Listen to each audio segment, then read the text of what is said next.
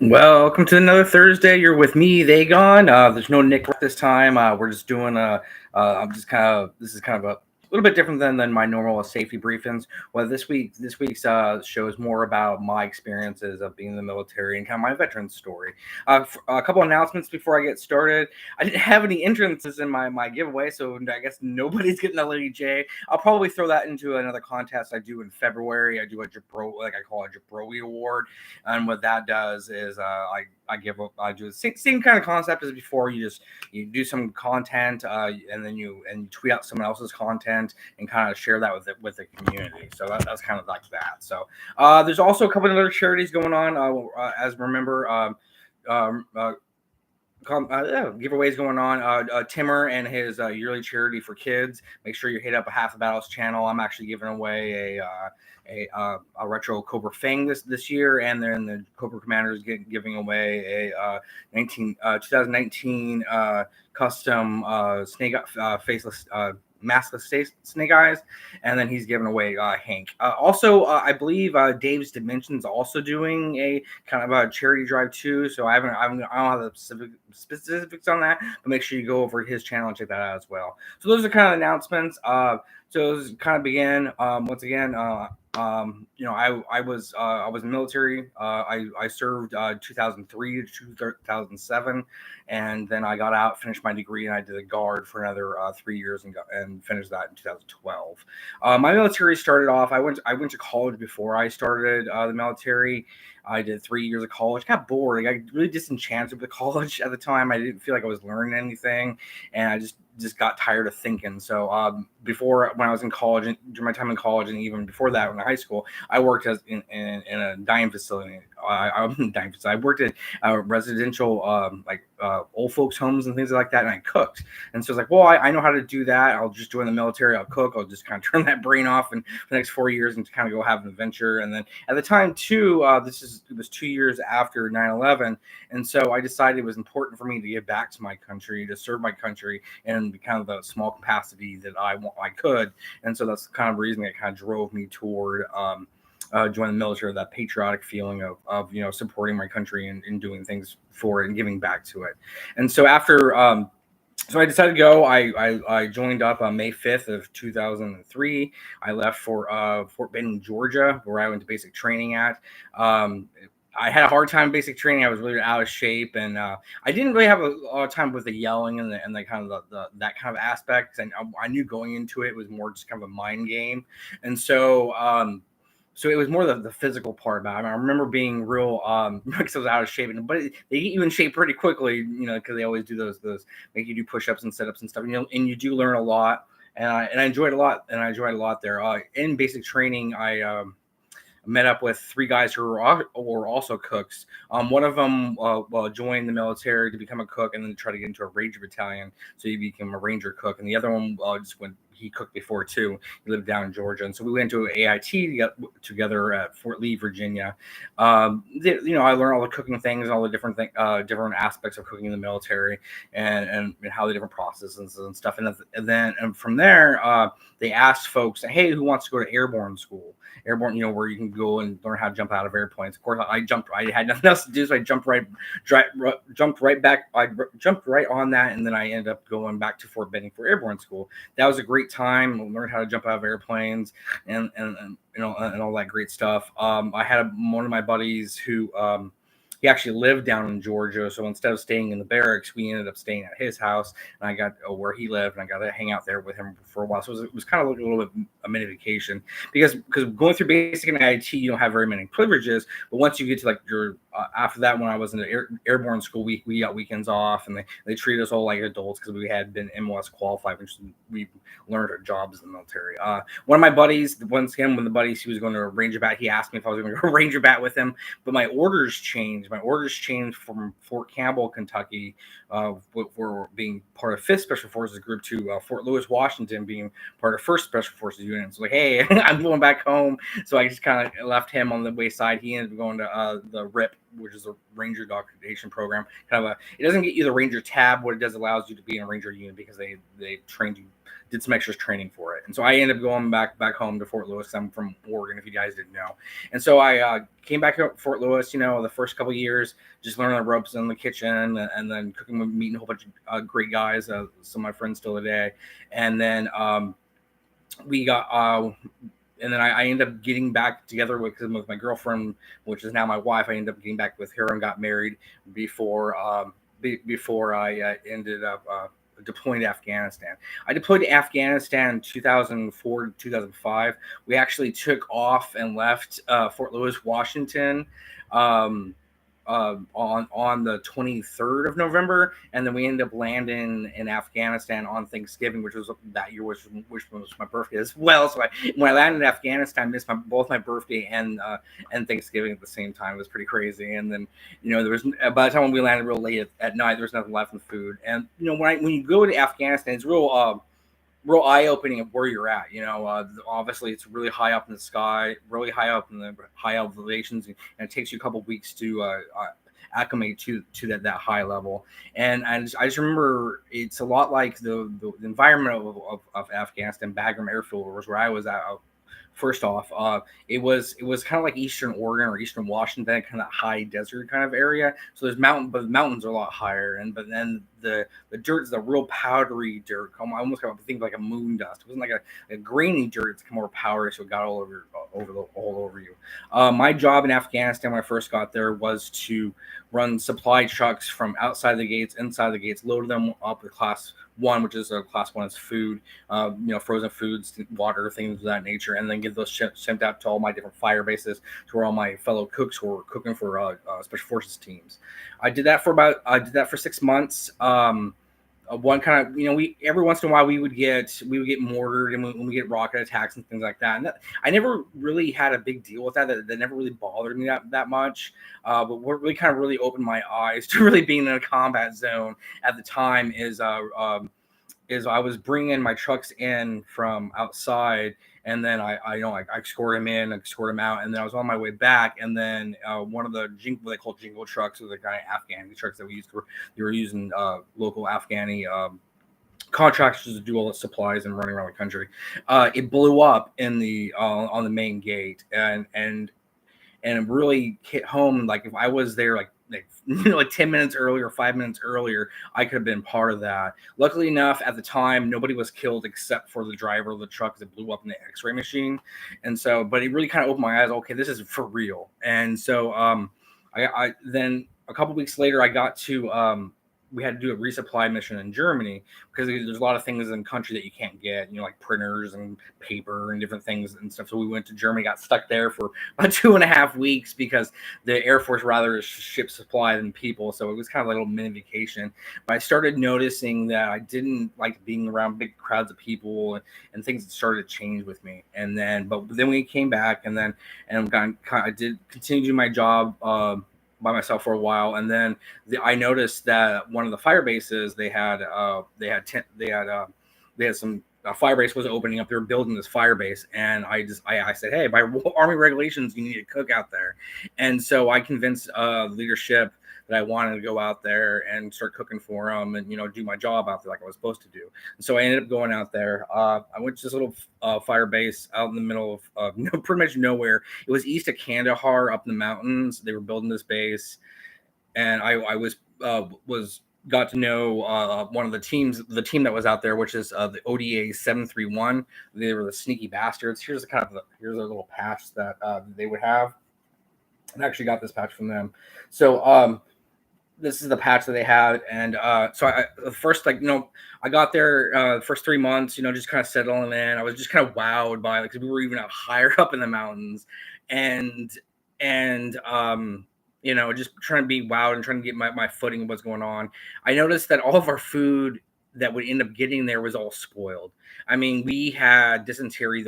Everybody had dysentery. There was nothing that we could really do, because what happens is the Afghanis, they would save on fuel, and they would turn off their refrigerator units, which are where food were stored in, and then by the time, and they would melt and go bad, and by the time it gets to the base, they would flip them back on, so it would refreeze, so it looks like they delivered it right, but all the food was bad. And I would try to tell all the team guys, hey, you got to eat your starches and your vegetables vegetables because your meats are all bad. It's making us all sick. Of course, they don't want to listen to that.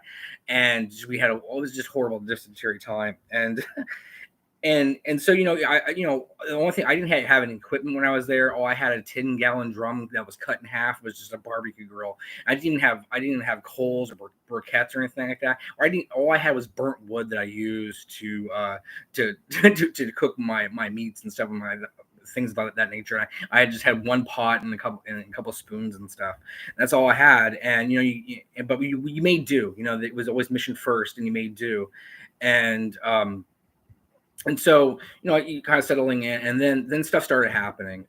Some of the team guys captured a Afghani suspected of making bomb making material in his house, and so they brought him back to the Arlo camp, and they told it was myself. It was the team guys, there was about 17 guys, myself and 2 combat engineers that were building the base. They told myself and 2 combat engineers to stay in our hooches. It doesn't matter what's going on, because they were going to interrogate this guy. And they were gonna puck him back to Bagram Airfield. Pucking is pretty much where you put the black hood on him, you put the earmuffs on him, and then the guy gets disappeared into the prisons and stuff.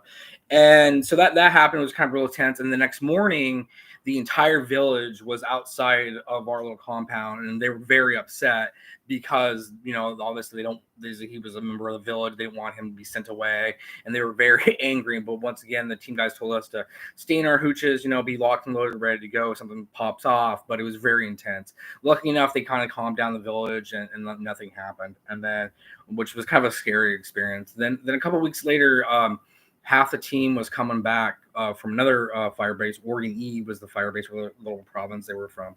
And then the commander, one of the combat engineers was an SF guy, and then the comms guy, they were calling back with their Afghani ANA. They were training up. They got hit by an IED and ambushed, and we start hearing all the comms just screaming and yelling, and that was the Afghanis trying to sort things out. And then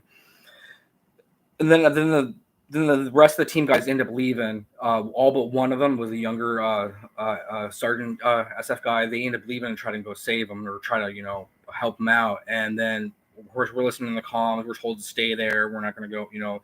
Support guys and the younger SF guys are going to stay there, hold down the fort. But be locked and loaded, ready to go. And then coming back, and then they try to save him. We're still hearing reports of the comms. A lot of contact with the enemy and stuff like that. And then 2 more team guys got hit and got killed, and the only one came back was the sort of team leader. And it was just the whole mood of our mission just changed. I mean, it was stopped cold, because what were we going to do? There's only 2 team guys left, myself and 2 combat engineers, and that was it. And it was very tense for us for a while, because we didn't know what was going to happen.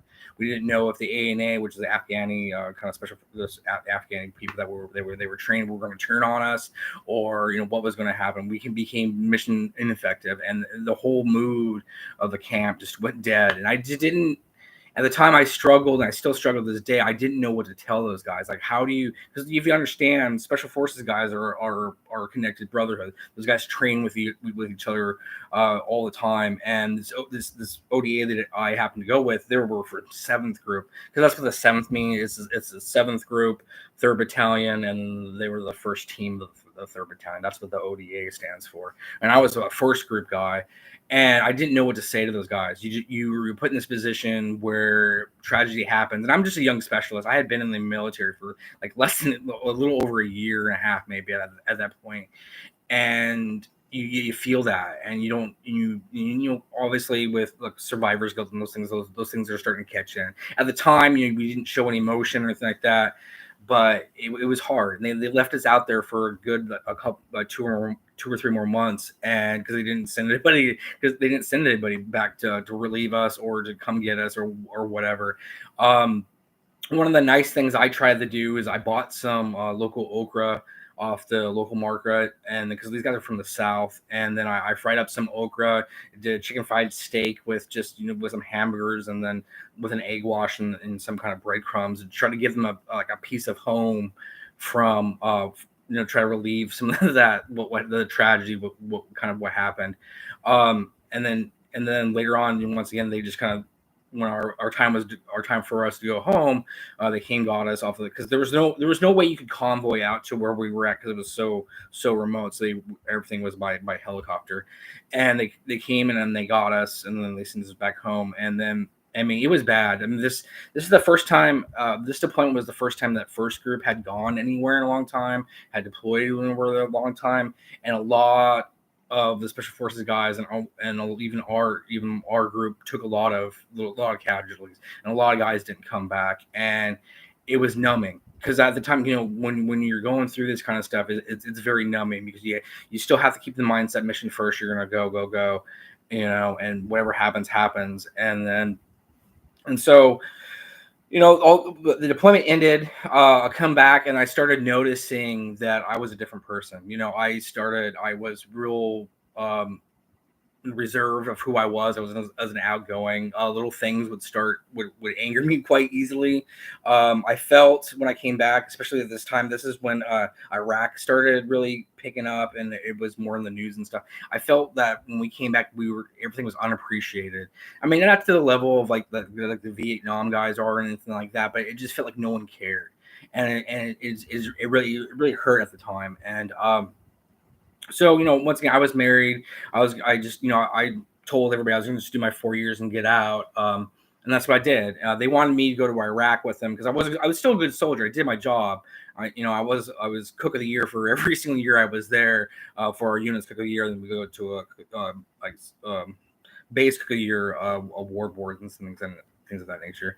But I just couldn't do it anymore, and so I got out. I did finish my degree, but this is like 2008. There was no jobs in 2008, and so I ended up joining the National Guard, and there I got a job in the Med Command. Um, at Med Command, where my job was to help injured soldiers approve their injury claims, and then have the National Guard pay them, do these things like that. And that was very rewarding because I felt like I was still like paying that debt to those guys that I lost. That I at the time I really at the time I thought I should have helped, but now that I kind of look back at it and kind of process these things, there was nothing I could do. I was a cook. I did my job. I was a young soldier. I took charge of what I needed to take charge of. I did what I was told to do, and I did my duty. But you personally, you take blame for things that happen. You think you should have done better, or maybe should have changed things, or you should have done anything, but you can't. And that's war. War is chaotic. War is out there for folks. It's chaotic. You can't control it. So, like I said, I joined the National Guard. I did that for a couple of years. Then another tragedy hit that office too. There was a younger soldier there. He was having a lot of personal problems. He got fired from his job, but he came to work the next day, and then he was having a lot of mental health stuff, and then he ended up shooting himself in the parking lot. That was very traumatic too at the time, because it was very weird because it's like the kid never deployed anywhere. The kid never went anywhere. He was just his own personal problems, and it was just like I could at the time I was like, I can't believe he just threw his life away, And I don't mean to laugh. It's kind of a nervous laugh, but it was just another one of those things that throws you back. It's like, well, what am I doing here? How could I have stopped that? And I just have to remind people, if you ever find yourselves in these kind of tragic situations, you can't. There's nothing you can do. All you can do is the best that you can do as a person, and then do your duty, and then just kind of move on with everything in your life. I ended up getting out of the Guard, and then I ended up working in the social services field outside of that, and so that's kind of my military story. I know it's not amazing like other people's stories or anything like that. That's not why I'm telling this. I'm telling my story because I know for a lot of guys they hold all this stuff in, and if you hold all this stuff inside of you all the time, it's going to eat you up. You got to let your story out. You got to play it out and talk about it and get the trauma out of you, because if you don't, it's going to eat you up. If you notice, that's why I do my channel. I do a lot of sharing, talk about toys and things like that, but a lot of it is kind of I'm telling myself to reinforce things that I need to be reinforced by, like trying to get not having regrets about things in life that you can't control, putting the past behind you and trying to get better, and knowing that mental health, this is going to stick with me forever. The loss of that team, and because they were the best of the best. These guys are supposed to be the best there is, and they were. But it doesn't mean they can't fail too. And just because they failed, it doesn't mean I'm a failure, or the mission failed. It doesn't mean I'm a failure. And I don't need anybody doesn't need to take that personally. So that's why I do. That's kind of why I do this channel. Like I said, I'm never looking for a lot of like subscribers or anything like that. It's my mental health getting out. So that's like I said. That's kind of my Veterans Day story. Once again, let's kind of recap. So there's a couple different charity drives and stuff going on. There's Timmer's Half the Battle that's going on. Make sure you check out his channel. It's just give all you have to do is just prove that you give a charity to some kids charity. Send him verification of that, and then you're entered to win. I know that Dave's Dimension is also doing a Toys for Tots charity drive raffle kind of thing. I'll have to on his channel, make sure what that is, and then that's pretty much it. That's kind of the things I want to show you. Once again, I kind of show you guys the past. Like I said, this is a Sneaky Bastards. This was my team. Like I said, there's always going to hold a special place in my heart. Another thing that I got when I left the unit, I received a plaque from the unit because I did such a good job. And then here's the plaque that they gave me, just kind of thanking me for all my service with them with the Special Forces Dining Facility. That's kind of one of my plaques there. And then I got a whole bunch of coins too. If you guys don't know what challenge coins are, they're kind of a way for leadership or people to get you kind of thank you for your whatever your duty that you do without having to go through the paperwork of actually giving you an award. And so as a cook, you get a lot of these because in the military, cooks are really real hard workers, and then they do a lot of extra duties. And it's one of the only, I always used to say, it's one of the only sections that has 3 missions a day. We have breakfast, lunch, and dinner. And then and where other sections, they might be doing something all day, but they only have 1 mission. So I always say, well, we have 3 missions to do. You only did 1 thing today. So one of my favorite ones is I got a Special Forces General coin here. Oh, I can't really see it very well. Let me see if I can. Yeah, this is my Special Forces. I'm not very bad with light, but this is my Special Forces General coin. As you can see, it was a 1 star. And then on the back here, I got this in Afghanistan because we had a general who came, and I would restock. This is before I went to the fire base. I would restock the supply room with water, food, and snacks every single morning. And one morning I would do it early in the morning, but I had my little this is back then for iPods or anything. I just had a little MP3 player, and I was singing music real loud. He came out of his hooch, and he was like, "I appreciate your enthusiasm, but can you keep it down?" And it was like, "Yes, sir." But he ended up giving me a challenge coin just because of it. Another cool ones I've gotten. I got a 2-star one. This is this kind of same kind of design too. It's Special Forces 2-star general challenge coin. I got this one for just cooking Thanksgiving dinner. Because in the military, Thanksgiving is the big holiday for cooks because everybody's gone for Christmas normally. So Thanksgiving's the time for the dining facility to shine. So you have all the great food and stuff like that, and then we do different displays and stuff. And they have a competition for all the different dining facilities on post on who has the best displays. And of course, we were Special Forces, so we obviously had to represent. I got other ones too. I got a lot of them. I just wanted to show you a couple of them. I was Cook of the Year, like I said, for every single year I was there. A couple of coins I got was this was the Post Commander's 3-star General Corps from the 1st Corps that's based out of Fort Lewis, Washington. I guess it's Lewis McChord now.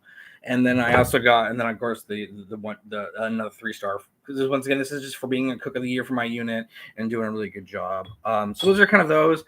Another, like I said, I did a really good job when I was with the National Guard, and I worked at the state surgeon's office, and they also gave me a plaque too, just kind of thanking me for my service, and everybody kind of signed it. These memories and stuff will always stick with me, from the good and the bad. I always think I tried to do the best I could, and I think that goes for anybody who's in the military or even in your civilian life. You do the best you can, and that's all you can do.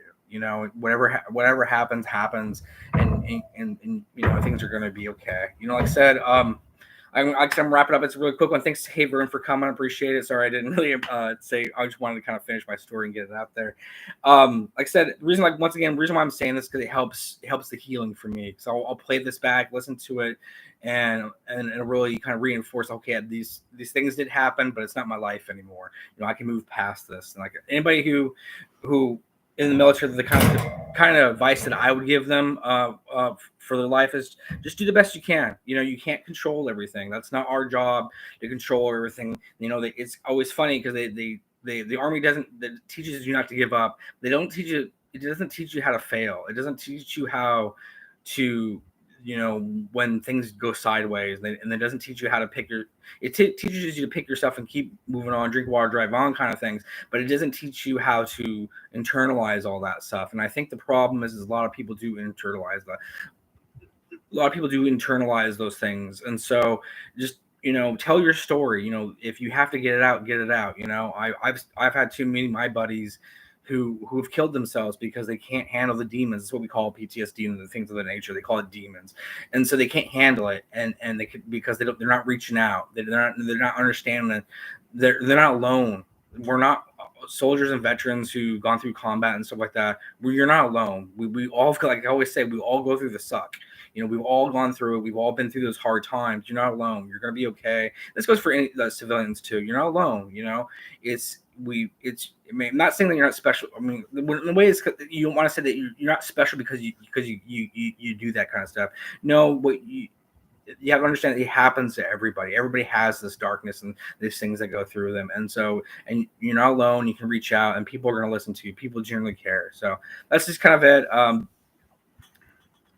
Yeah, Vern. Like I said, Vern still works with a lot of guys that they're still going through it. And it's going to be it's a healing process. Some guys can get over it quickly. So, some guys don't have.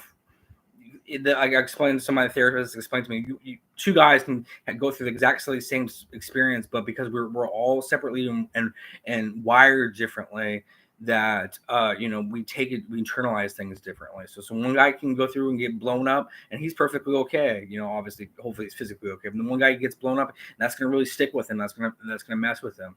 Like for me personally, I looked up to those special forces guys. I learned a lot from them when I was there. They were great people, and the sudden loss of them, it just kind of broke me because I just felt like I'm the kind of person that always want to make things better, or unfortunately, I try to take the blame for things that I don't need to take the blame for, and so that's why I'm still kind of struggling with. So, like I said, that's kind of the end of the show. We'll get back to a normal, happier show next week. The theme this month is going to be like what we're thankful for because Thanksgiving's coming up. So that's kind of the theme. I haven't really got anything for a while, but maybe I'll get some other stuff coming in. We'll go to the nearest share. And so, like I said, we're about the 30-minute mark. I really appreciate everybody stopping by. Thanks for Vern for stopping by, and anybody who's catching the replay. Once again, I'm telling the story not because I want to I want a pat on the back or I think I'm great for it. I just want to tell the story just to get it out there, so that way other people know they can tell their stories, and it's okay to tell your story. It's okay to feel these ways and these feelings that we have. So that's kind of it. So once again, stay safe if you can't, keep careful, and we'll see you on that timeline, and just look on the light side of life. Just be that good, that good for people. Bring that good in people's lives. Because if you're not bringing good, you're bringing evil. And so just just be good out there, I guess. So once again, thanks very much. Stay safe. You can't keep careful, and we'll see you next time. I appreciate it. And all right, goodbye.